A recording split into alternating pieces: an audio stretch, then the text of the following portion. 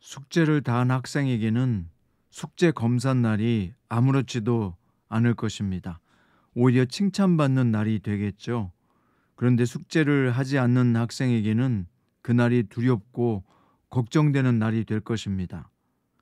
오늘 요한계시록 16장에 묘사된 마지막 날도 이와 같은데요. 준비된 자에게는 심판의 날이 기쁨과 영광의 날이 되겠지만 그렇지 않은 자들에게는 심판이 참혹한 날이 될 것입니다. 오늘 본문은 요한계시록 16장 1절부터 21절입니다. 또 내가 들으니 성전에서 큰 음성이 나서 일곱 천사에게 말하되 너희는 가서 하나님의 진노의 일곱 대접을 땅에 쏟으라 하더라. 첫째 천사가 가서 그 대접을 땅에 쏟음에 짐승의 표를 받은 사람들과 그 우상에게 경배하는 자들에게 악하고 독한 종기가 나더라. 둘째 천사가 그 대접을 바다에 쏟음에 바다가 곧 죽은 자의 피같이 되니 바다 가운데 모든 생물이 죽더라. 셋째 천사가 그 대접을 강과 물 근원에 쏟음에 피가 되더라. 내가 들으니 물을 차지한 천사가 이르되 전에도 계셨고 지금도 계신 거룩하신 이여 이렇게 심판하시니 의로우시도다. 그들이 성도들과 선지자들의 피를 흘렸으므로 그들에게 피를 마시게 하신 것이 합당하니이다 하더라. 또 내가 들으니 제단이 말하기를 그러하다. 주 하나님 곧 전능하신 이시여 심판하시는 것이 참되고 의로우시도다 하더라. 넷째 천사가 그 대접을 해에 쏟음에 해가 권세를 받아 불로 사람들을 태우니 사람들이 크게 태움에 태워진지라.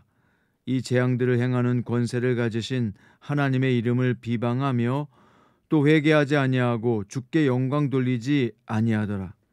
또 다섯째 천사가 그 대접을 짐승의 왕자에 쏟으니 그 나라가 곧 어두워지며 사람들이 아파서 자기 혀를 깨물고 아픈 것과 종기로 말미암아 하늘의 하나님을 비방하고 그들의 행위를 회개하지 아니하더라.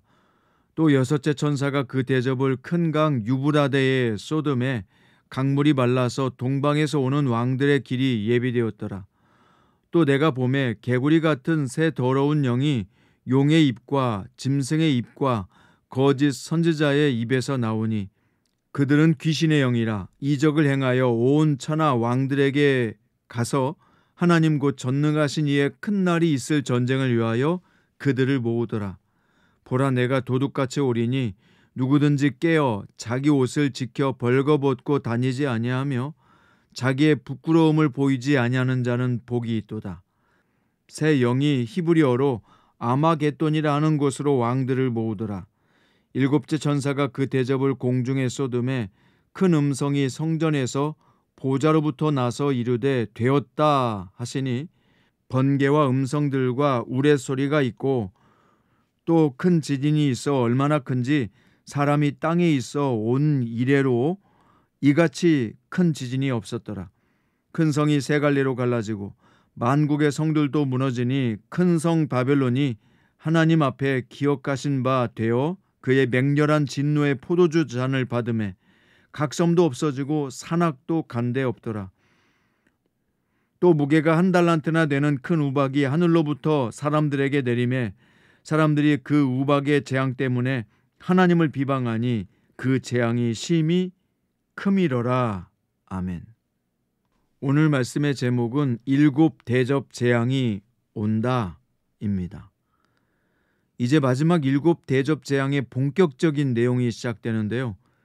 예수님의 재림 직전에 자연 세계와 정치 세계와 모든 것을 끝낼 일곱 재앙을 통해서 점진적으로 시작된 하나님의 진노가 모든 영역에 쏟아져서 철저하게 세상이 끝나는 것을 확인할 수 있습니다.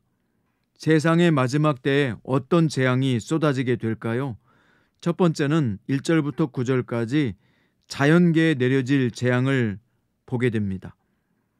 일곱 봉인이 일곱 나팔 재앙으로 확장된 것처럼 일곱 나팔은 이제 일곱 대접 재앙으로 확장되어 나타납니다. 요한계시록 모든 재앙은 점진적으로 확장되는 특징이 있고요. 최후의 재앙인 일곱 대접 재앙에 이르러서는 전 영역에 걸쳐서 철저한 재앙으로 나타나게 됩니다. 이 재앙은 심판주 하나님의 계획 아래서 철저하게 실행되고 있음을 보여주게 되는데요. 그 순서를 보면 첫째, 둘째, 셋째 천사가 대접을 땅과 바다와 강과 물 근원에 쏟았습니다. 그러자 자연만물의 재앙이 내리게 됩니다. 첫째, 둘째, 셋째 나팔 재앙 때와 같이 대상은 같지만은 범위가 3분의 1에서 전체로 확대되었습니다. 그러자 물을 차지한 천사와 제단이 하나님의 진노의 심판이 의롭고 정당하다라고 선포합니다. 네 번째 천사가 대접을 해, 즉 태양에 쏟자 해가 사람들을 태우게 됩니다. 그래도 사람들은 주님의 권세를 인정하지 않고 회개하지도 않고 영광을 돌리지도 악하는 악한 모습을 보여주게 됩니다. 저들이 우상으로 숭배하던 태양이 오히려 재앙을 가져왔지만 죄인들은 깨닫지 못합니다. 이 모습 역시 하나님의 심판이 의롭다는 것을 보여줍니다. 두 번째, 정치계에 내려질 재앙을 10절에서 16절까지 보여주고 있습니다. 다섯째 대접이 짐승의 왕자에 쏟아졌습니다. 짐승의 왕자는 적그리스도가 왕노릇하던 지역과 나라와 세상 권력 체계를 가르치는 것입니다. 짐승의 권력 중심부에 어둠이 임하게 되고요. 사람들에게 극심한 고통이 임하게 되는데, 자, 사람들은 고통이 너무나 극심해지면 어떻게 반응할까요? 자기 혀를 깨물고 하나님을 비방할 것이라는 것입니다. 이렇게 죄인들은 여전히 어떤 상황 가운데서도 하나님을 인정하지 않는 특징이 있습니다. 이제 더 이상 회개할 기회가 주어지지 아니할 것입니다. 이어서 여섯째 대접이 큰 강 유브라데에 쏟아지게 되는데 이때 아마겟돈의 배경이 완성되게 됩니다. 용과 짐승과 거짓 선지자 입에서 나오는 더러운 새 영이 세상의 왕들을 거짓으로 현혹하게 돼서 아마겟돈에 모으게 됩니다. 그래서 마지막 최후의 전쟁인 아마겟돈 전쟁을 치를 준비를 맞추어 가는 것입니다. 자, 이제 17절부터 21절은 마지막 재앙의 모습을 보여줍니다. 마지막 일곱 대접이 공중에 쏟아지게 되고 그러자 되었다라고 하는 큰 음성이 보좌로부터 들려오게 됩니다.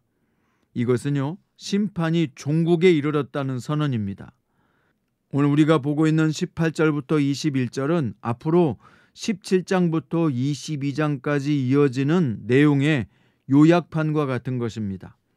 번개와 우레가 임하고 지진으로 땅이 갈라지고 적그리스도의 나라가 무너지고 악한 통치는 결국 뿌리채 흔들리게 되고 섬들이 가라앉고 산들이 주저앉으며 엄청난 크기의 우박이 비처럼 쏟아집니다. 이 모든 것이 끔찍한 최후의 재앙의 현상인 것입니다. 사람들은요, 이 큰 재앙을 당하면 하나님 앞에 나올 것 같지만 그렇지 않습니다. 하나님을 더 심하게 비방합니다. 21절에 보면 무게가 한 달란트나 되는 큰 우박이 하늘로부터 사람들에게 내리매 사람들이 그 우박의 재앙 때문에 하나님을 비방하니 이 재앙이 심히 크미러라 라고 되어 있습니다. 사람들이 재앙으로 인해서 고통을 당할 때 그들은 오히려 하나님을 모독했다는 것입니다. 이것이 바로 말세에 나타나는 마지막 일곱 대접 재앙을 만난 사람들의 불신자의 모습인 것입니다. 이제 진정 새하늘과 새 땅이 도래할 때가 온 것입니다. 지금은 세상이 가고요, 주님의 나라가 온전히 임할 종말의 때가 온 것입니다. 말씀의 결론입니다.